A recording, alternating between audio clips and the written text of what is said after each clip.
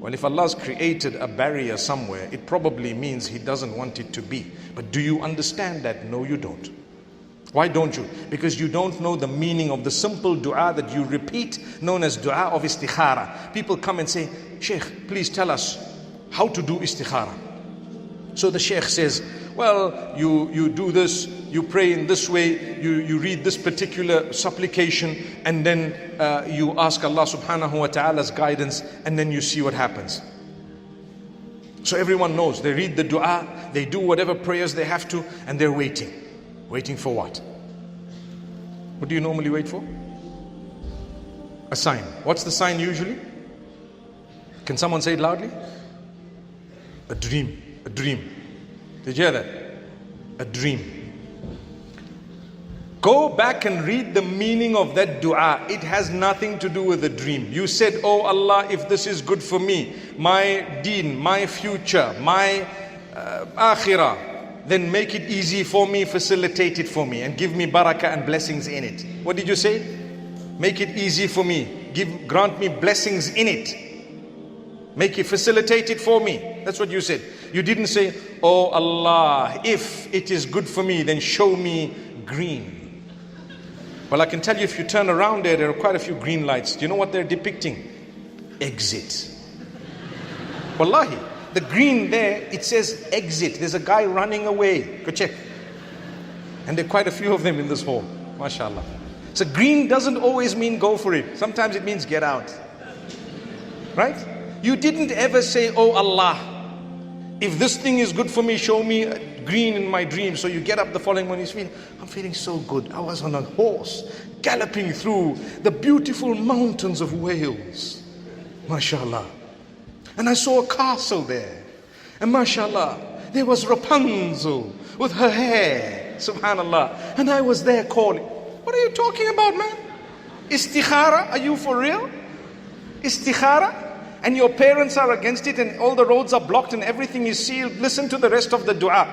The dua says, oh Allah, if it is not good for me in your knowledge, because you know and I don't know, and if it is not good for my faith and my connection with you and my livelihood and my future and my akhirah, then turn it away from me, turn me away from it, block me from it, block it from me, and make me happy with the decree you've chosen for me. That's what you're saying. So the roads are all blocked. That's a sign that Allah doesn't want it to happen. So people might say, well, when do I recognize the sign? Have you tried your best? Yes, you have. You've tried to explain? Yes. You've tried to talk? Yes. You've tried to say whatever? Yes. Is nobody convinced? Is there no movement this way? No, in fact, the movement is the other way. They're becoming threatening, they're doing this, and well, then close the door and move on. But I can't and I won't. Sometimes you can't and you won't because your relationship with that person has already gone so far that you're embarrassed to pull back. Don't be. Still pull back. Don't worry. Never mind. Whatever it was, you can still pull back. It's probably Allah telling you, do you know what? Rather now than later. No, but I can't. You can. But I can't. You can. Allah make it easy. We do not have whatever we want on earth. At times we have to compromise. You can't always have everything you want. Sometimes you have to compromise even for big things. That's Allah. Allah knows the type of children you are going to have from the person that you want to be with, and He knows that's not going to be a good thing for you. So do you know what? As much as the guy might be a decent guy, but you know what? We want you to have beautiful kids who are going to be the coolness of your eyes. So therefore we'd like you to get married to another person altogether. But no. I'm not saying don't try to achieve what you want. No, you do try. You could involve scholars, you could involve people, especially when you are right and those blocking you are wrong. But sometimes you haven't considered things because let's face reality. We didn't live with the person. The only thing we know about them is because we saw them at work or saw them at school. And when we saw them, we only saw the common factors. Wait until you go home and you see how they work, the hierarchy of the Pharaoh. Subhanallah. And then you're like, gosh, is this your home? Is this really your house? Are you sure? Is that your father? Oh wow, okay. Next day you don't even go to work. Subhanallah. It can happen.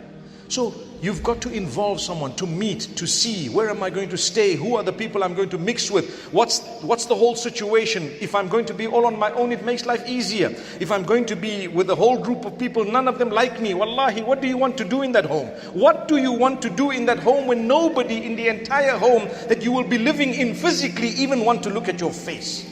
What on earth do you think you're getting yourself into?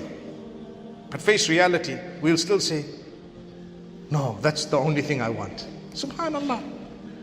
No sooner do you get into it than you realize that, you know what, this is the biggest mistake I've made. But now we'll tell you, you can still get out. You can still come out. It's okay. It's not like we're promoting divorce, but we're telling you, if you recognize the red flags one after the other, do you know what? Don't think that you're going to convert them into something else. Get help. So this topic will go on and on and on, because we face reality. The reality is we have interacted with people of different cultures, different communities. MashaAllah, many times if they're second generation, third generation, it becomes easier because the norms are similar and people then begin to understand a specific type of life. So they would be able to live in such a way that if you're a person from some ethnic background living in the Western country, third, fourth generation, if you were to go back to your ethnic roots to look for a spouse, chances are you probably wouldn't get along with someone of your own ethnicity and culture coming from back home in a way that you would with someone from a totally different background who grew up with you and lived in your midst. Chances are.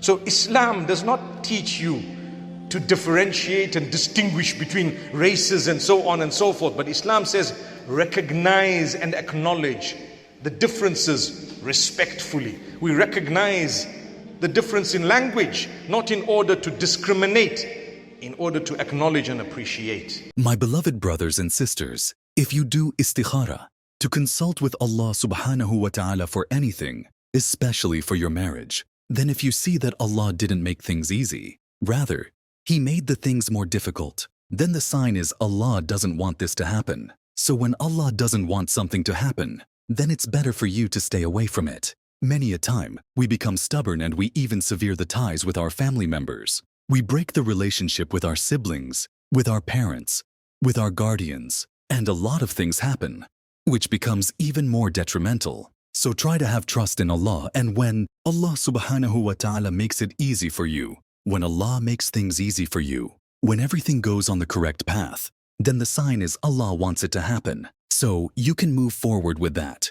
But if things get difficult and complicated, and nobody wants it to happen, then it's better you stop it there. Because that is good for you. May Allah give us good understanding of this thing. May Allah give everyone righteous spouse. May Allah give everyone righteous kids. May Allah give people a happy family. May Allah forgive our shortcomings.